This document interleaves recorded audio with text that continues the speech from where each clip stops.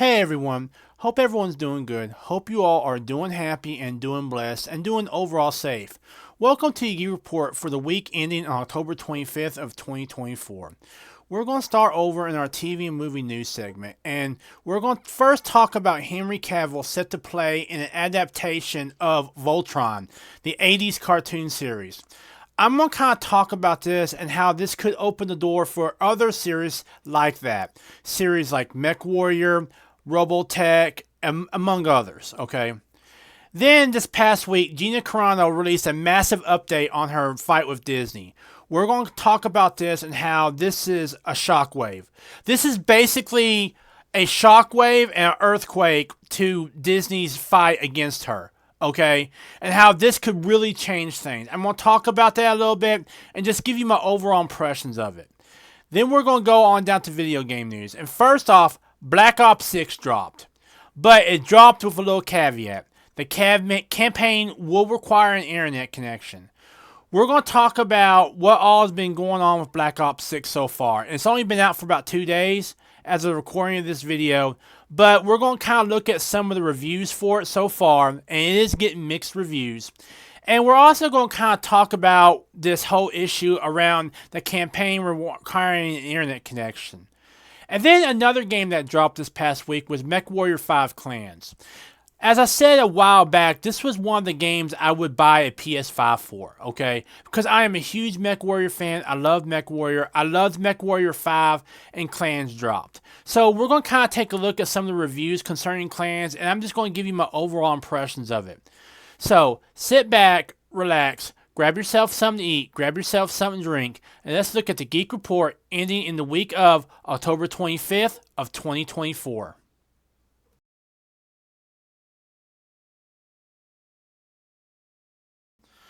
So, starting off our movie and TV news.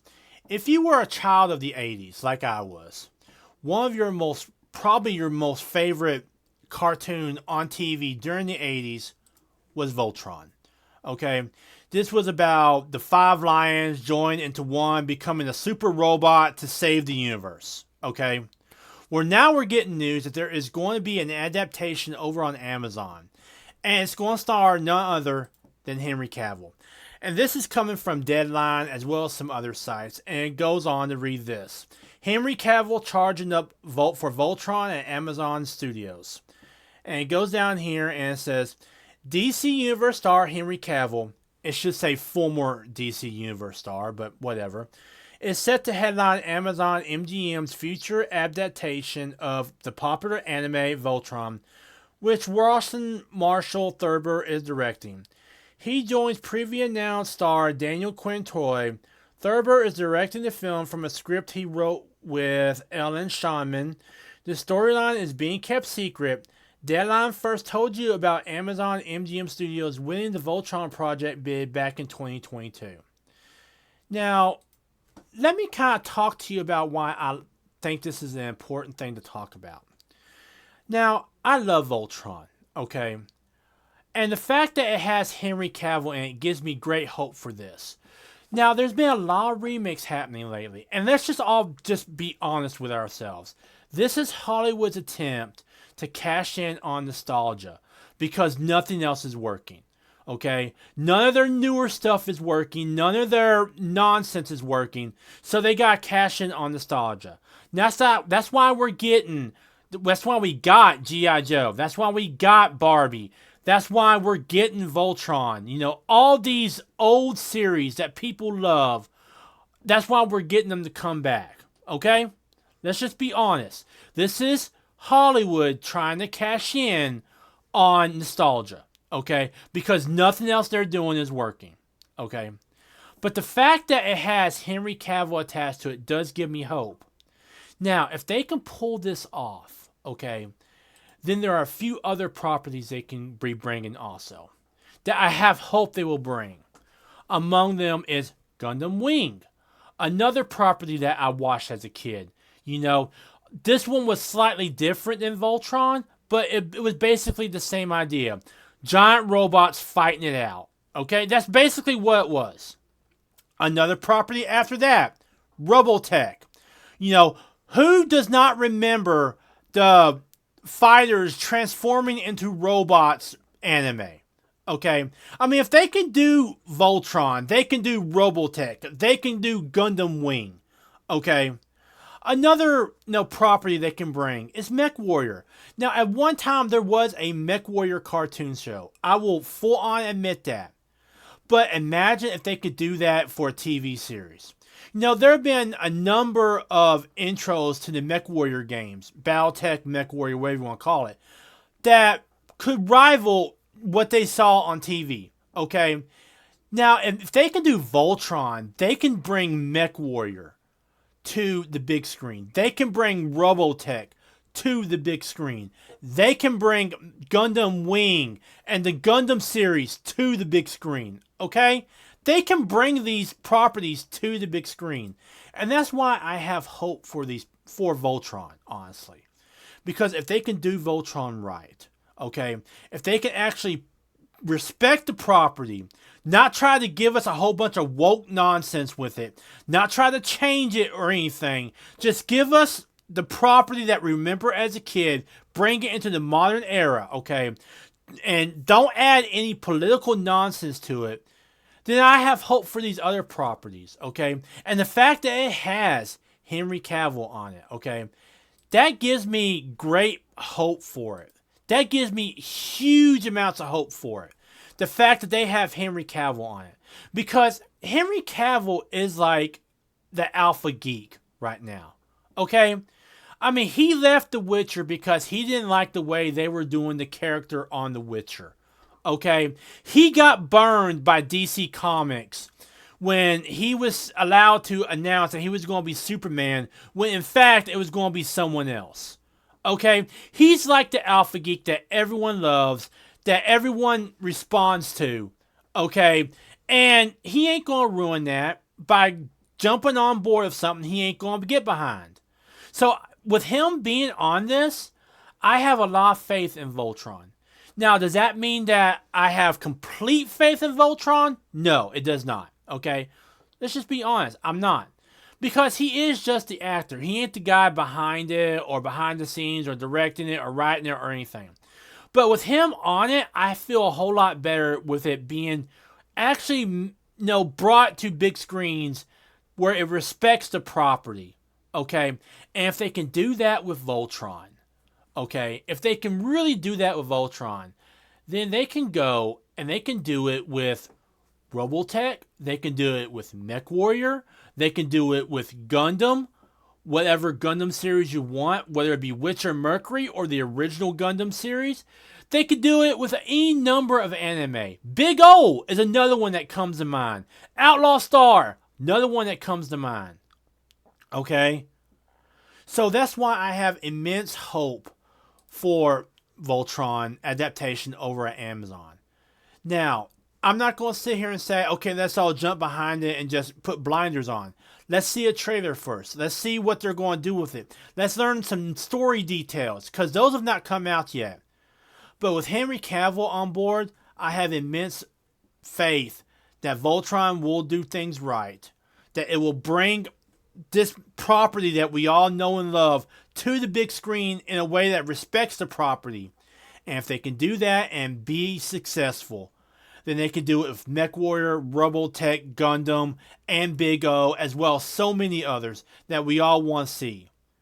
And with Henry Cavill on board, I have a whole lot of faith in this adaptation.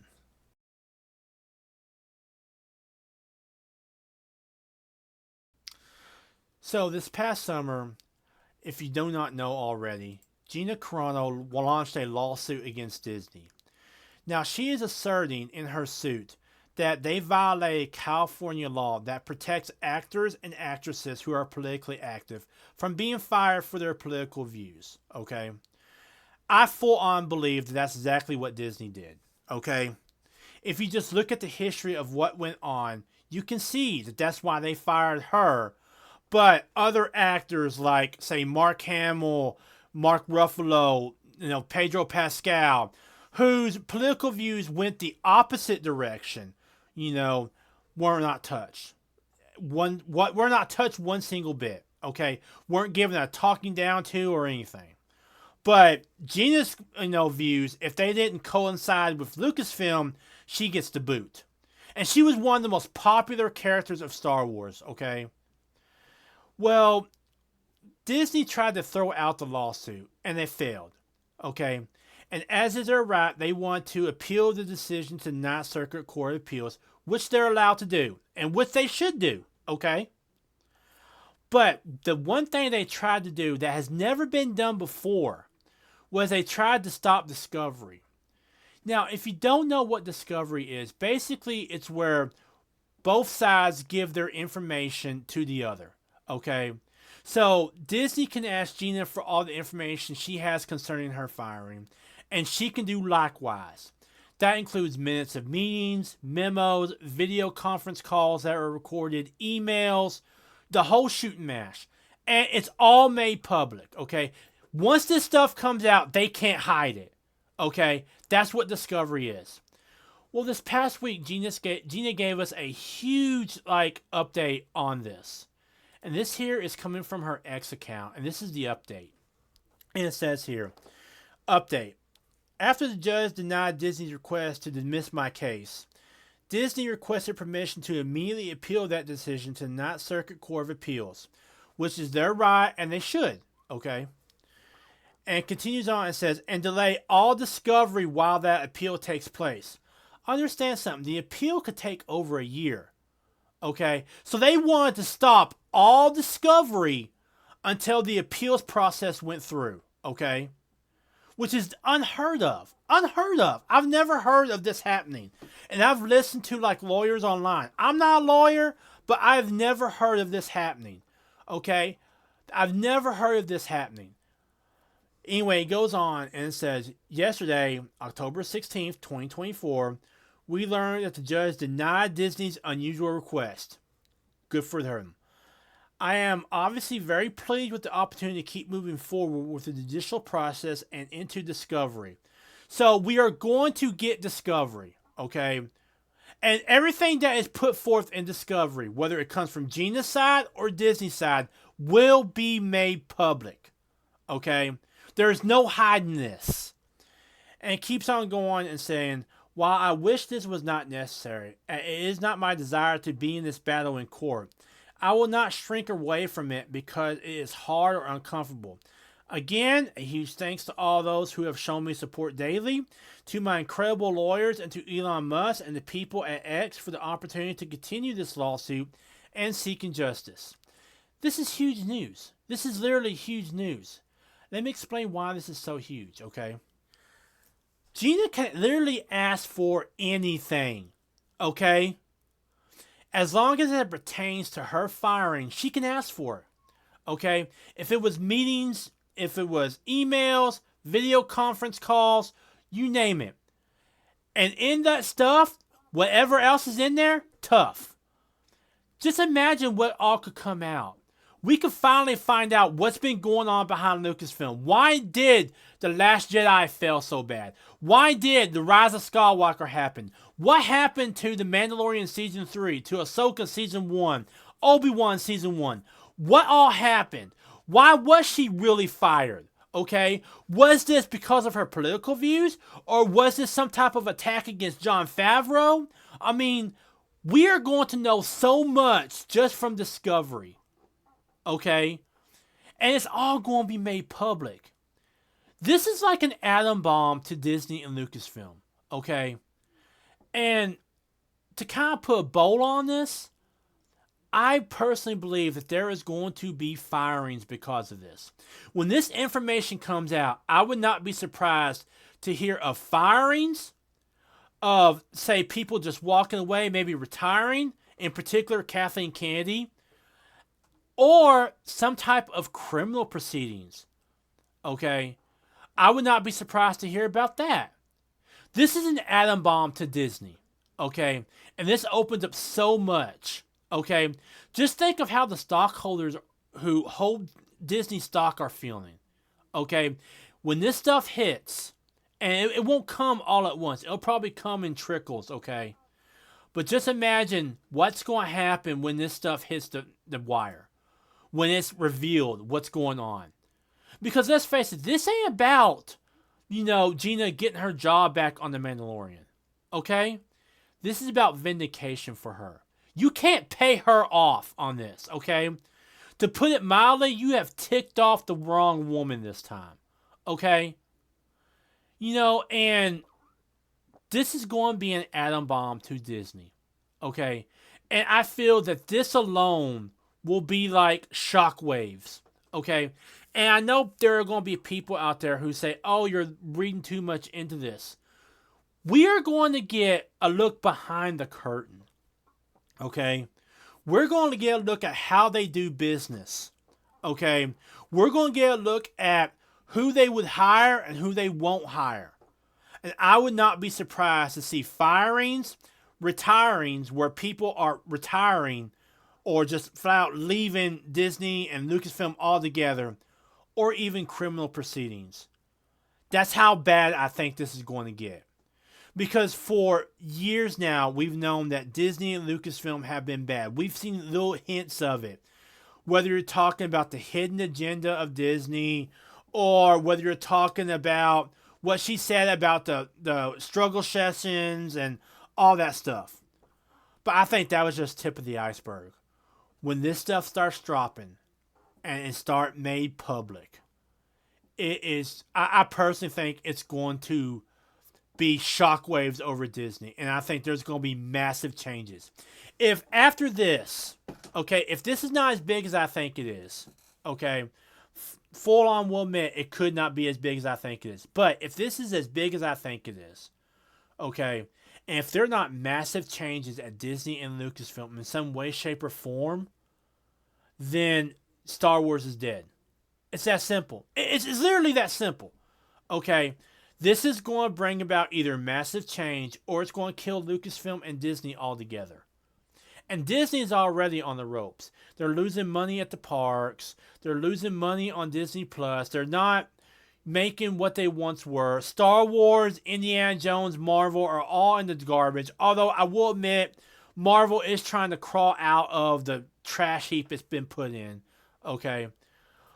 But this right here could really signify some serious changes at Lucasfilm and Disney. Okay? Some significant changes. And if we are lucky, this will be the end of the dark ages of Star Wars. Okay? It will vindicate Gina, who deserves her justice, who deserves to be vindicated. Okay? And maybe, just maybe, we'll actually get good Star Wars again. Now it is time for our gaming news segment. So, let's start with our gaming news with a launch. We know a new game has just launched, and I want to talk about it.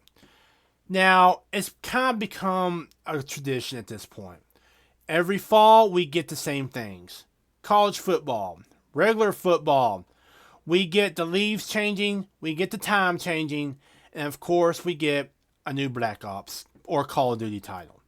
Call of Duty Black Ops 6 dropped this past week, and it's taking place in between Call of Duty Black Ops Cold War and Call of Duty Black Ops 2. Okay, it's in between those two timelines. It's taking place right around 1991, from what I understand. Okay. Now then, before I start talking about the reviews, I want to talk to you about some news that dropped concerning it also this past week. And that is that it will require a campaign, that the campaign will require an internet connection. I don't like this. I'm just going to be honest. I do not like this one single bit. Campaigns should not require internet connection. And this is coming from Game Rant, but it's also been confirmed by several other sources. And it goes on down here and it says, Activision confirmed that the featured modes in Call of Duty Black Ops 6, including its campaign, will require an internet connection to play. Fans were recently given a chance to take a closer look at the next mainline entry, which premiered a new trailer during the Xbox Game Showcase. While many players were likely thrilled with the reveal and the franchise return to the Gulf War era, some users were also displeased by the introduction of a new restriction for Black Ops 6. Last weekend, Activision revealed more information about Call of Duty Black Ops 6. And it said this included the return of Classic Prestige with over 1,000 levels, blah, blah, blah. But down here it said, with that said, not all new features are focused on Activision's publisher additionally confirmed will also use a texture streaming technology for all its features, and that users will thereby need a stable internet connection, not just for Call of Duty Black Ops 6 multiplayer, but all the game modes, including the single player campaign. Look, I do not like this. Alright? I'm just going to be flat honest with you. I do not like this. Campaigns should not require an internet connection. What if you're living out in the area and you have crappy internet? Does that mean that if you're playing the campaign and your internet suddenly drops, you're out of luck? Okay? I got started in Call of Duty through the campaign. I was able to play Call of Duty before I had internet. Okay, I would play the campaign, the OG Modern Warfare series, not the 2019 one, before that, okay, on the PlayStation 2 and PlayStation 3. I was able to play those games without a decent internet, without internet, period, and have blast with them, okay? I still remember staying up late at night playing Modern Warfare 2, the original Modern Warfare 2 Survival, without an internet, staying up all night, not being able to sleep, and going to college half tired the next morning because I stayed up all night playing Modern Warfare 2 Survival, okay? I don't like a internet connection for a campaign. I get what they're saying. They're using some new type of technology that requires internet connection. But for people who live in areas where they got god-awful internet, that means that now they won't even be able to play Call of Duty anymore, okay? And what happens 10 years down the road? Because eventually, let's all face facts. Eventually, the servers will shut down. Okay? The servers are going to shut down. Does that mean that 10 years down the road, if a guy wants to show his kid, hey, I played this game called Call of Duty Black Ops 6 in a day, why don't you check it out? Does that mean that kid won't be able to play it?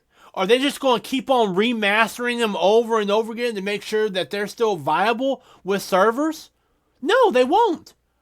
Because they haven't done that with the Modern Warfare series. Well, they did it with Modern Warfare 2 a while back. But that was just a campaign. What about a kid 10 years down the road? His dad wants to show him he played Black Ops 6 in the day. And he wants to show him the campaign. And they can't do it because the servers have been shut down. Okay? To me personally, adding an internet connection requirement to a campaign puts a expiration date on the game. That's the way it feels to me. Okay? And this is coming from someone who was able to play Call of Duty before he had an internet connection. Okay?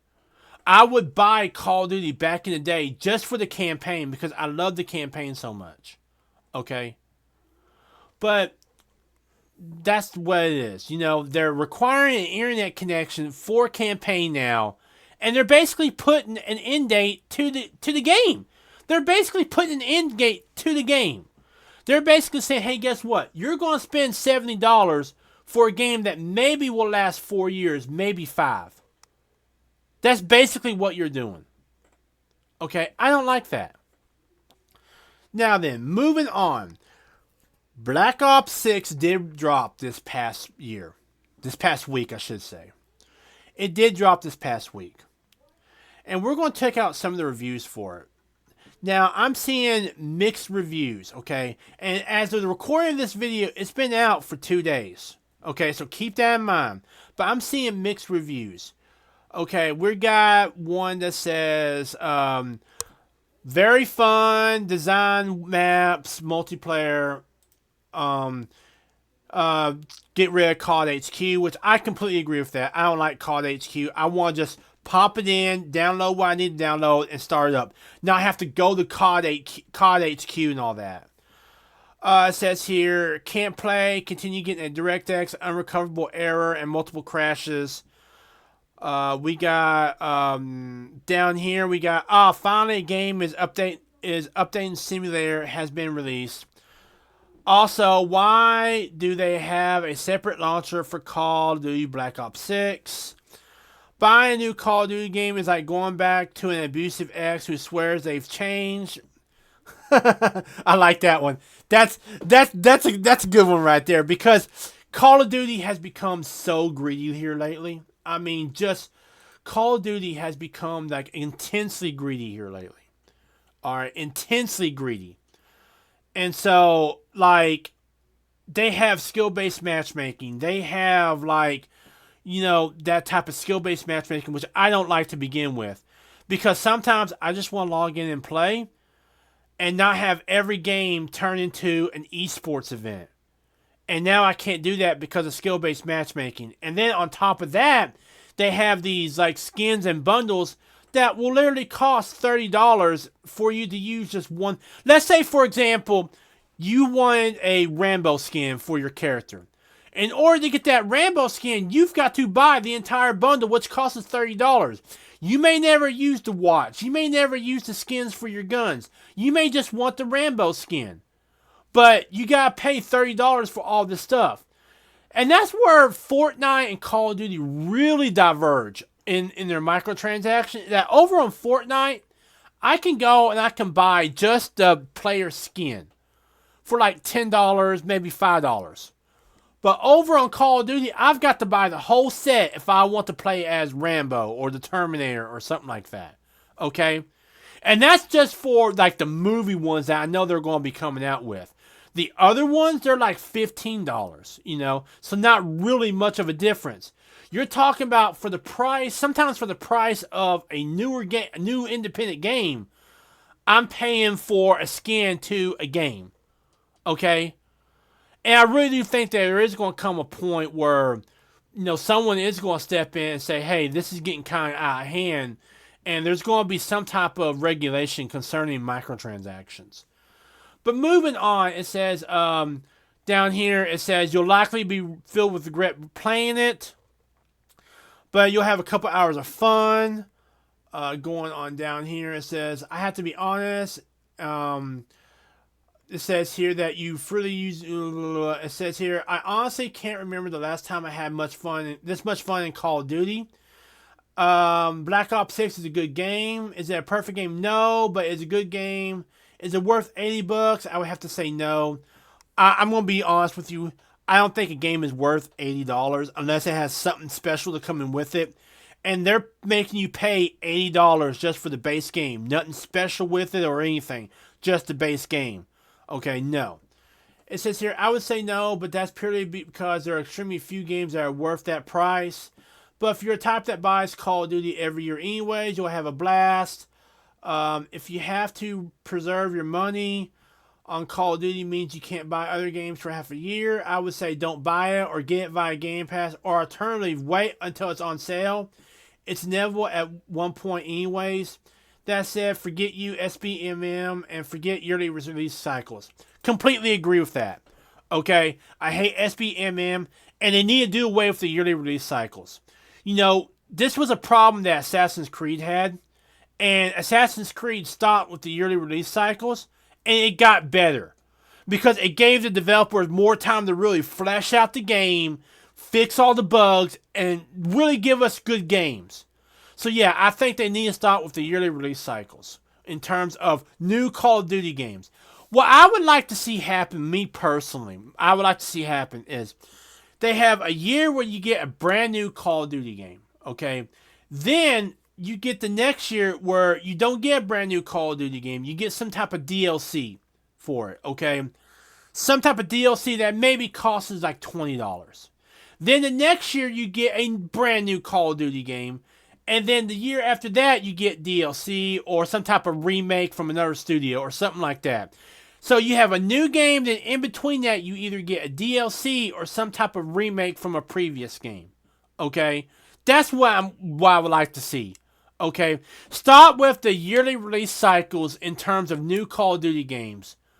Because they're doing it in such a way where by the time they finally have fixed everything they need to fix in the old Call of Duty game, people have moved on to the new one. Okay? So, yeah, they need to start with the yearly release cycles. But look, the new Call of Duty has dropped. It's Call of Duty Black Ops 6. Let me say this. For me personally, I'm going to wait till Season 1 drops before I make any decision. because right now we're still in that launch phase where people are leveling up their camos and that sort of thing, and it ain't worth $70. Usually, by the time season one drops, I should say, when the new season drops for the battle pass and whatnot, they will have a sale that will cause it to drop to $40. And this is like clockwork. It drops in November, usually right around January. There'll be a price drop for it to be around $40, maybe $30. I know that I bought Modern Warfare 3 for $30 3 months after it dropped. Okay? It's going to happen. And when it happens, I'll buy it then. That's when I'll buy it. And that's what I advise people to do. Don't, get it right out of the gate. Give it a little time to let them fix all the, launch day bugs and glitches, and then wait for it to drop, because no game is worth $80 in my book. Never will be. Okay? It's that simple. I don't care what it comes with. If it don't come with something physical, then it's not worth $80. Okay? It just ain't. And this is just for the base version. This is just for the game. This ain't including like any type of special skins or anything. But yeah, Black Ops 6 has dropped this past week for Call of Duty. A new year, a new Call of Duty game. What can I say about it? I'm not going to get it for a couple of months. I'm going to wait for them to really hash everything out, because at this point I'm tired of being burned by Call of Duty. But the fact that it is requiring an internet connection and just SBMM and the whole yearly release cycle thing really has turned me off from it, okay? And that's probably really the real reasons why I'm waiting a couple months before I buy it.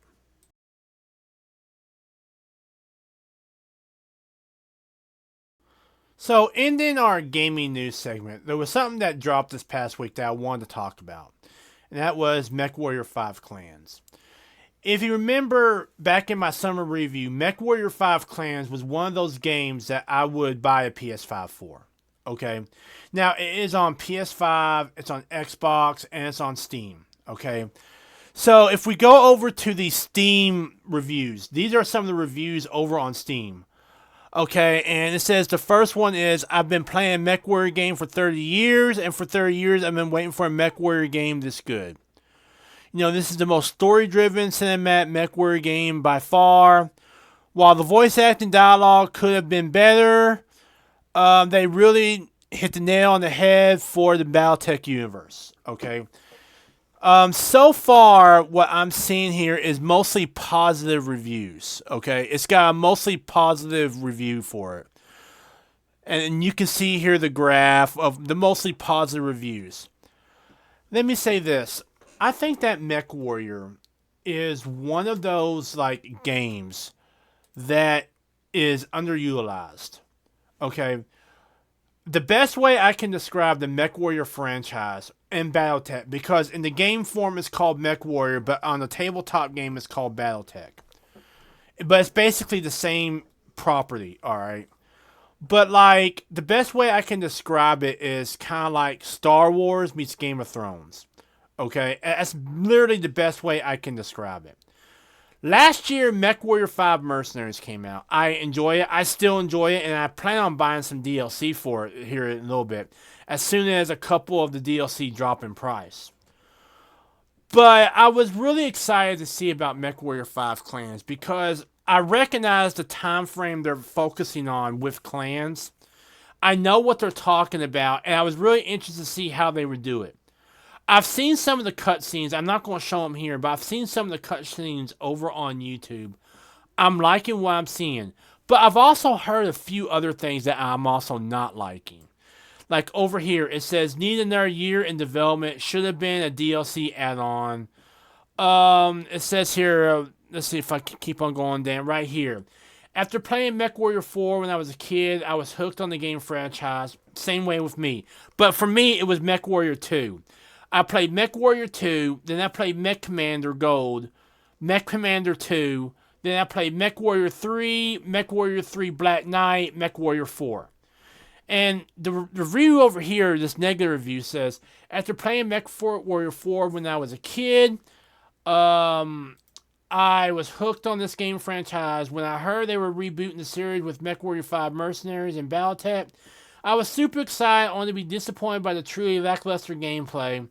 It said even though MechWarrior 5 Mercenaries was okay, and truly cringeworthy voice acting and story, as well as a weird vibe that both of those games gave off.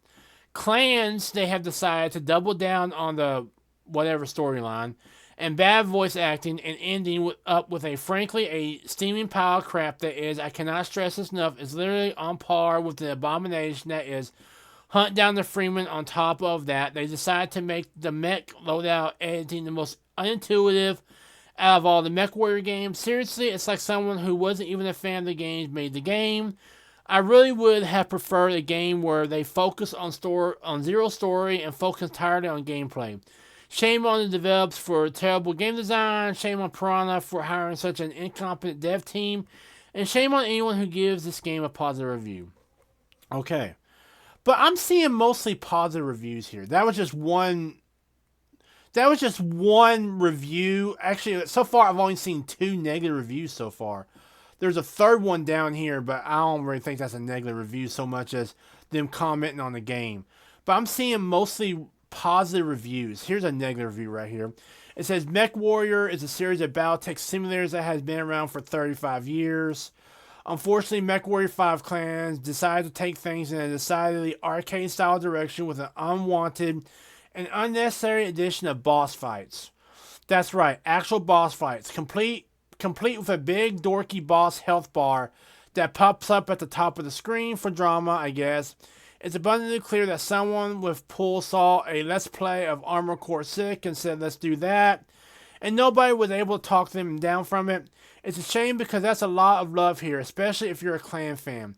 But this was supposed to be a MechWarrior game, not a new Mech Assault, and certainly not the world's slowest Armored Core wannabe. Also, the optimization is horrible. And it talks about Core i7 on TX 3070, and I have to crank it up to DL55 to maximize performance to get anything close to a consistent frame rate. That's for PC. Remember, all these are PC reviews, okay? This is over on Steam. Down here it says, I was pretty hyped to see the new take on clans, playing for the clan side, seeing life inside the clans depicted in the video game. Somehow this doesn't quite cut it. It's almost there. It's less a mech simulation and more streamlined arcade action, which will be fine for some people but not others. The UE5 delivers some impressive textures. We are really here for battle mech combat, and it kind of delivers on this, except there's just something off about it. So there's a negative review, but I'm seeing mostly positive reviews on this, so that's a good thing. Like I said before, this is only available for PlayStation 5 and Xbox Next Gen console, as well as PC. These are the Steam reviews for it. Like I said, I really would get a PS5 just for MechWarrior 5 Clans. Because I am a huge MechWarrior 5 fan. I'm a huge MechWarrior fan. I remember playing as MechWarrior 2 Mercenaries. I remember playing MechWarrior 3, MechWarrior 4, Mech Commander Gold, Mech Commander 2. I remember playing all those games. So I'm a huge fan of this series. And it's a real shame that this series has not been utilized more. You're seeing like really good possibilities with this game. Okay, as well as with this property. And I've always felt that the MechWarrior property, the Battletech MechWarrior property, has never really been utilized because of some really stupid decisions. But yeah, MechWarrior 5 Clans is out now for PlayStation 5, Steam, as well as Xbox Next Gen consoles. It's one of the few games I would buy a PS5 for right now. And when I get a PS5 eventually, I definitely intend to buy MechWarrior 5 Clans. So everyone, that was my Geek Report for the week of October 25th of 2024. To kind of recap what we all talked about, I first talked about the fact that they are doing a Voltron adaptation over on Amazon. It's going to be a movie instead of a series. And it's already got its first big star, Henry Cavill, and what I think it means for this adaptation going forward. And also, what it could also mean for other series like Voltron. You know, series like Mech Warrior, Robotech, and of course Gundam. Okay, what this could mean for them as well. In other TV and movie news, Gina Carano gave us a massive update on her fight with Disney, her lawsuit. And this is a big time decision in her favor, okay? This is going to change a lot of things in terms of the fight with Disney because this is going to force Disney's hand to release a lot of information and finally confirm to us what's been going on behind the scenes at Disney for so long, okay? And this ain't about money for Gina. This is about vindication, okay? And she's going to show the world what they did to her. And I think that if she does, it's going to change how a bunch of these companies, Disney, Warner Brothers, you name it, how they do business from now on, okay? I think by the end of this whole lawsuit, it's going to change how companies do business. That's how big I think this is. But it's just another example of the truth winning out against Disney. It just is.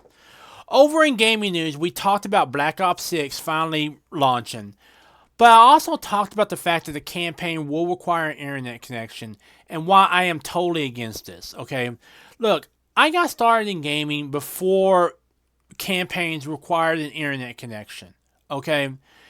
I just don't think campaigns should have an internet connection. I believe there should be an offline mode for games. So that way, if 10 years down the road, if I want to show my kids, hey, this is what I played when I was your age or whatnot, I can. Okay? And I can do that with the OG Modern Warfare games, the OG Call of Duty games. I can't do that with these new games nowadays that are requiring internet connection, because by requiring an internet connection for the campaign, you're basically giving these games an expiration date. It's that simple. And in other gaming news, MechWarrior 5 Clans dropped. Now, if you remember a while back, I did a summer review, and MechWarrior 5 Clans was one of those games I would buy a PS5 for right now. Okay, so it did drop, it did launch, it's getting positive reviews. I looked over some of the reviews and just gave you my overall impressions of it so far. I hope you guys are doing good. I hope you guys are staying safe and staying healthy. Check out my social media as well as my other videos over on YouTube and Odyssey. You guys take care of yourselves, watch over each other, be groovy, be cool. I will see y'all in the next video and in the next stream. Laters.